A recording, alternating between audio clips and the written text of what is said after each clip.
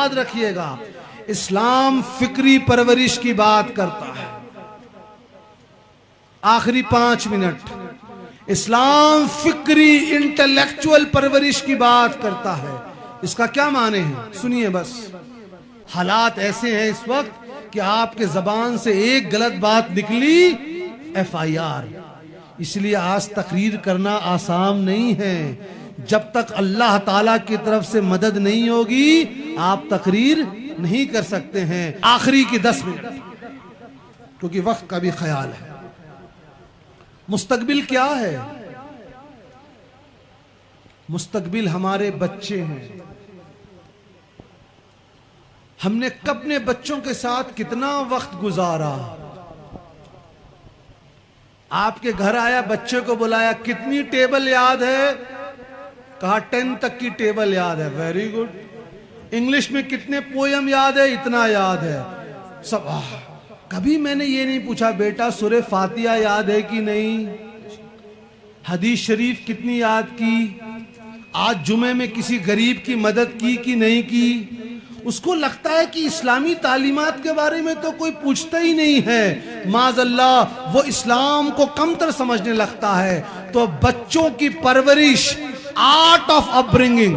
मैं सैयद बिलाल किरमानी साहब भी यहाँ तशरीफ रखते हैं, नकीब साहब भी हैं। मैं ये ख्वाहिश जाहिर करूंगा इसमें भी एक महफिल हो कि बच्चों की तरबियत कैसे की जाए। आज मोबाइल आ गई है, तमाम बुराई मौजूद है, स्कूल की पढ़ाई भी हो रही है। आपको मालूम होना चाहिए कि अगली नस्ल को तैयार कैसे करना है, उसको एहसास कमतरी का शिकार नहीं होने देना है। मीडिया में जो इस्लाम और मुस्लिम को बदनाम कर रहे हैं उससे उसके ऊपर कोई स्ट्रेस नहीं आना देना चाहिए। आप अपने मजहब को बताइए। और ऐसे सेमिनार की जरूरत नहीं है जहां पर पानी की बोतलें लगा दी जाती हैं और बीच में ब्रेक होता है, लोग खाना खाते हैं और जोहर गुल हो जाती है। नहीं नहीं, याद रखिए सूफिया इकराम का मसलक ये है कि वो इबादत में कसरत करते हैं। तो अगर आप अपनी आखिरत को संवारना चाहते हैं, आप चाहते हैं आपकी मौत के बाद आपका बच्चा आपको इसाले सवाब करे, तो उसको इल्म दीन सिखाइए। बच्चा डॉक्टर बन गया, इंजीनियर बन गया, क्वांटम मैकेनिक्स और डबल इंटीग्रेशन मालूम है, कॉन्स्टिट्यूशन पढ़ लिया, ह्यूमन राइट्स पढ़ ली, हिस्ट्री पढ़ ली, ऑर्गेनिक केमिस्ट्री पढ़ ली, लेकिन इसाले सवाब करना नहीं आता, न उसकी हक्कानियत को वो जालिम है। याद रखिएगा, इस्लाम फिक्री परवरिश की बात करता है। आखिरी 5 मिनट, इस्लाम फिक्री इंटेलेक्चुअल परवरिश की बात करता है। इसका क्या माने हैं, सुनिए बस। 2 शख्स हैं, एक झूठ बोलता है, दूसरा झूठ नहीं बोलता। जो झूठ नहीं बोलता है वो झूठ को बोलने को जायज समझता है, बोलता तो नहीं है लेकिन झूठ को जायज समझता है, वो कुफ्र में मुब्तला है। क्योंकि अल्लाह ताला ने जिस चीज को हराम किया उसको जायज समझना कुफ्र है। दूसरा झूठ तो बोलता है लेकिन उसको नाजायज और हराम समझता है, वो हराम में मुब्तला है। इसका ताल्लुक फिक्र से है।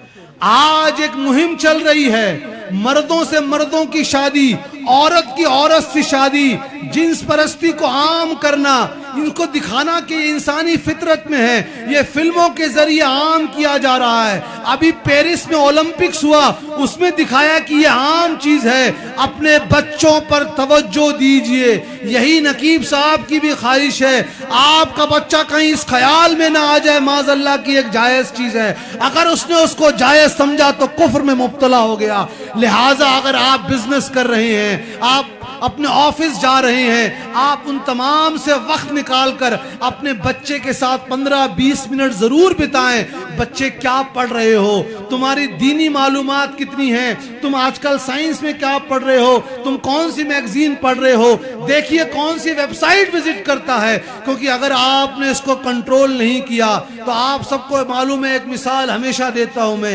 एक पौधा जब छोटा होता है वो झुक जाता है तो बगल में एक लकड़ी लगाकर बांधते हैं, वो 1 हफ्ते 2 हफ्ते में पौधा सीधा हो जाता है।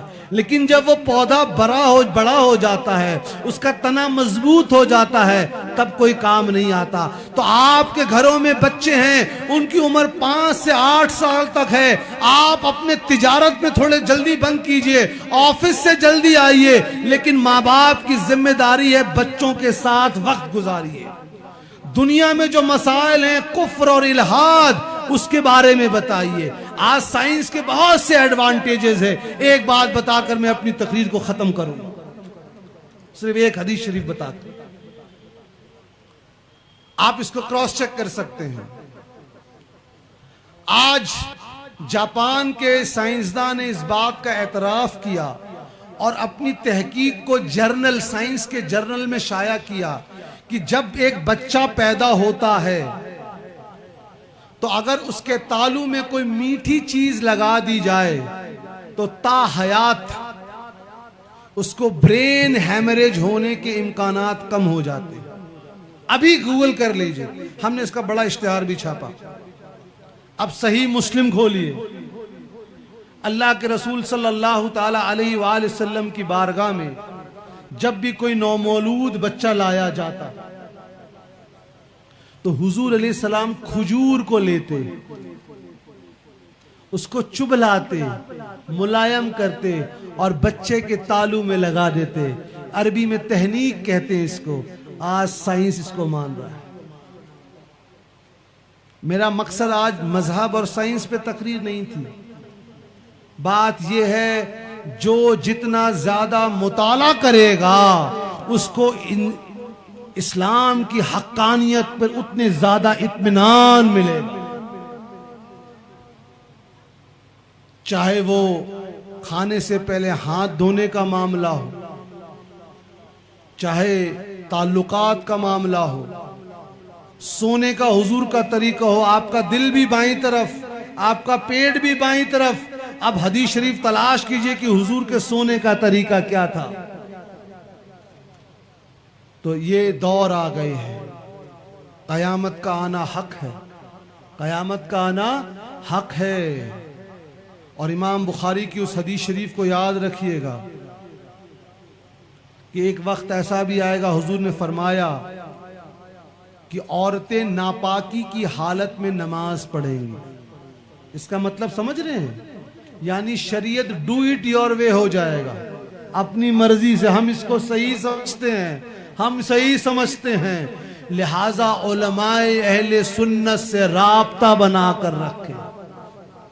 खुद मुज्तहिद मुतलक बनने की कोशिश ना करें। तो मैं बस आखिरी बात बता दूं, मजहब हक अहले सुन्नत व जमात है, लेकिन हम बेदार नहीं हैं। आपको समाज पे भी नजर रखनी है, अपनी नस्ल पे भी नजर रखनी है, अपनी मईशत और अपनी इकोनॉमिक्स पे भी नजर रखनी है कि सेब का व्यापार हम कैसे अच्छा करें। मुसीबतें आई हैं, माहौल ठीक नहीं है, लेकिन जो हवाले दिए गए, वमा असाबकुम मिन मुसीबतिन फबिमा कसबत अयदीकुम, अगर हम अहद कर लें कि हम कल से आज ही से हम 5 वक्त की नमाज पढ़ेंगे, हम अपने बच्चों को बुराई से दूर रखेंगे, हर रोज 100 मर्तबा दुरूद शरीफ पढ़ेंगे, हर रोज हम इस्तगफार करेंगे, लोगों के हक अदा करेंगे, माँ बाप और बुजुर्गों की खिदमत करेंगे, शराब और ये जुआ और गुटखे से दूर रहेंगे और रो रो कर दुआ मांगेंगे। कैसे दुआ मांगेंगे? मैं एक बात अक्सर कल मैंने मौलाना अब्दुल रशीद दाऊदी साहब से भी तन्हाई में कही कि जो चीज कमी आई है, हमारा हुजूर ये कल्ब खत्म हो गया।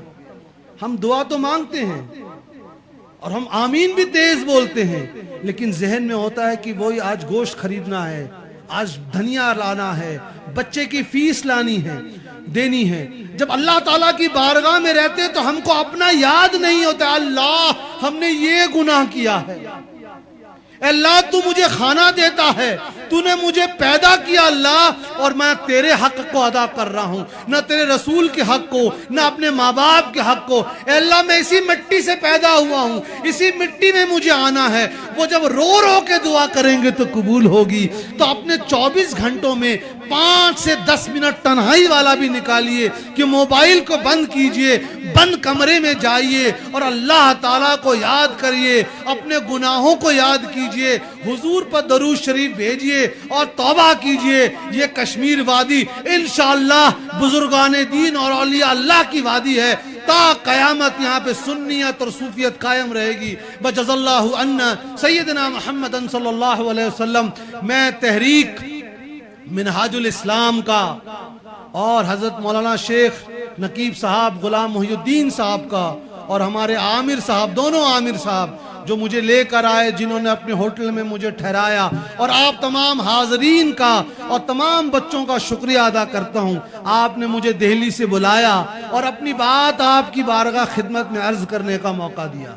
हालात ऐसे हैं इस वक्त कि आपके जबान से एक गलत बात निकली, FIR। इसलिए आज तकरीर करना आसान नहीं है। जब तक अल्लाह ताला की तरफ से मदद नहीं होगी आप तकरीर नहीं कर सकते हैं।